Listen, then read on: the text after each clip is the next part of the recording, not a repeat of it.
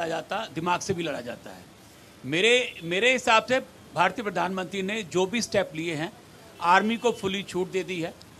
International monetary fund से अपने former chief economic adviser Subramanian को वापस बुला लिया है।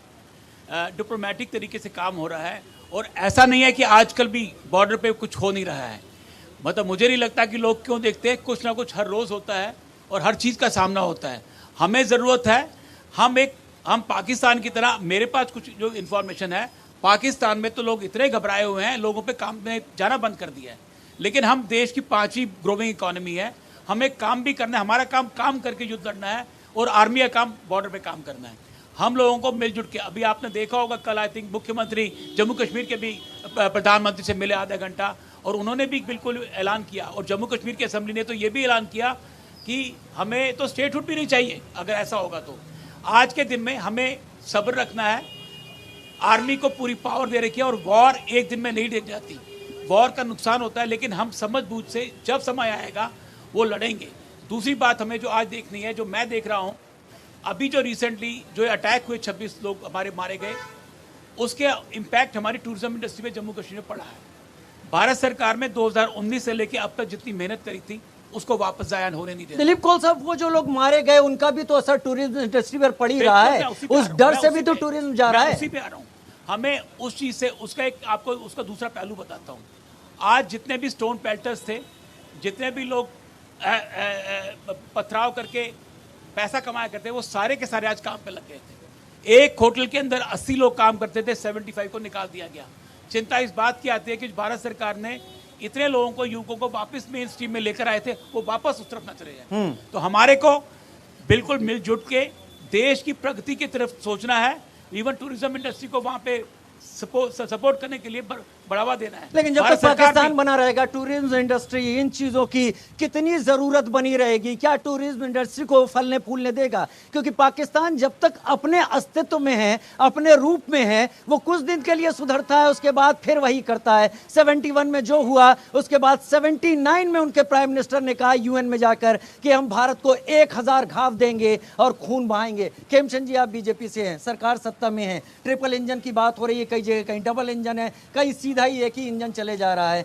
विदेश नीति हमारे बीच में तय नहीं होती, मार्केट में तय नहीं होती, लेकिन क्या पाकिस्तान अब लाइलाज नहीं हो चुका है? एम्प्यूटेशन की जरूरत नहीं आ गई?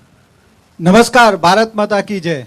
आप बिल्कुल सही कह रहे हैं, पाकिस्तान का इलाज होना चाहिए, इलाज हम करेंगे। इलाज करने के लिए सरकार प्रतिबद्ध है, सरकार कर रही है। हम सब जानते हैं, सरकार ने एक हफ्ते पहले एडवाइजरी जारी की थी कि मीडिया को रिपोर्टिंग नहीं करनी है कि हमारी सेनाएं क्या कर रही हैं, इसलिए वो सारी इन्फॉर्मेशन सामने नहीं आ रही है। लेकिन तैयारी युद्ध स्तर पे चल रही है, जोरदार तरीके से चल रही है। पाकिस्तान को जोरदार जवाब दिया जाएगा। वो 1000 घाव देने की प्लानिंग कर रहे हैं, हम उनको 1 लाख घाव देंगे, और ऐसे घाव देंगे जो कभी पुरेंगे नहीं। वो ऐसे जख्म बन जाएंगे, उनके टुकड़े टुकड़े हो जाएंगे। लेकिन मैं, क्योंकि बहुत सेंसिटिव मुद्दा है, मैं विपक्ष से अनुरोध करना चाहता हूं कि वो सरकार के साथ 100% दिखाएं अपने आप को। ऐसा ना करें कि आपको विदेश पाकिस्तान इस तरीके से कोट करे, इस तरीके से प्रेजेंट करे कि इंटरनल जो इंडिया में सब लोग इकट्ठे नहीं हैं। 145 करोड़ लोग आज सरकार के साथ खड़े हैं, विपक्ष को भी वैसे खड़े होना चाहिए। कल चरणजीत सिंह चन्नी, जो बॉर्डर स्टेट के पूर्व सीएम रहे, बड़े नेता हैं, मेंबर ऑफ पार्लियामेंट हैं, बहुत ही गलत उन्होंने बयान दिया। उन्होंने कहा कि सर्जिकल स्ट्राइक दिखाई नहीं दी, एयर स्ट्राइक का कोई सबूत नहीं है। बहुत दुखद है। सिद्धारमैया जी कर्नाटक के सीएम है, वो कह रहे हैं पाकिस्तान पे अटैक नहीं करना चाहिए, युद्ध नहीं करना चाहिए, हमारी अपनी गलती है।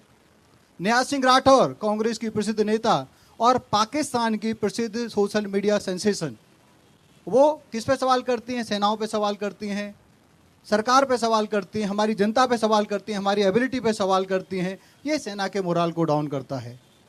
मैं आपके माध्यम से, आपका टीवी करोड़ों लोगों द्वारा देखा जाता है, मैं जनता की बात और देश की बात रखना चाहता हूं कि विपक्ष इस तरीके की हरकत करके अपने पैरों पे कुल्हाड़ी मार रहा है। सरकार की तैयारी है, देश साथ में है और सेना जोरदार तरीके से अपने आप को प्रिपेयर कर रही है। पाकिस्तान को वो जवाब दिया जाएगा, उनकी बहुत सारी पुश्तें याद रखेंगी और भविष्य में इस तरीके की घटना करने से पहले वो 1000 बार सोचेगा। और रही बात टूरिज्म की, टूरिज्म रुकेगा नहीं, एक टेम्परेरी फेस है। करोड़ों की संख्या में पिछली साल लोग गए, अब की बार भी बहुत सारे लोग गए, और आने वाले समय में भी ये जैसे ही ये फेज खत्म होगा, पाकिस्तान को जवाब दिया जाएगा। फिर से करोड़ों की संख्या में जम्मू कश्मीर में हमारे ना सिर्फ भारतीय बल्कि पूरे विश्व से लोग जाएंगे, ऐसी मेरे को पूरी उम्मीद है। पाकिस्तान 1000 बार सोचेगा। क्या उसने उरी के बाद सोचा? क्या उसने पुलवामा के बाद सोचा? इसीलिए मैं बात कर रहा हूं यहां पर एक ऐसे इलाज की जो परमानेंट इलाज हो। बहुत सारे लोग यहां पर आ गए, इनके पास मैं आने वाला हूं, इधर भी लोग हैं, इनके पास भी मैं आऊंगा। अंश वत्स मेरे साथ कांग्रेस के प्रवक्ता के तौर पर इस वक्त जुड़े हुए हैं। अंश भाई, इन्होंने अपनी बात कहते कहते कांग्रेस के कुछ नेताओं का जिक्र किया। मैंने रॉबर्ट वाड्रा जी का भी बयान सुना था, उनका भी बयान अब कोट करने की जरूरत नहीं है। उन्होंने शुरू में ही कह दिया, ये मेरा बयान है, कांग्रेस का बयान नहीं है। क्या इस तरीके के निजी बयान चोट नहीं करते? और दूसरा, सरकार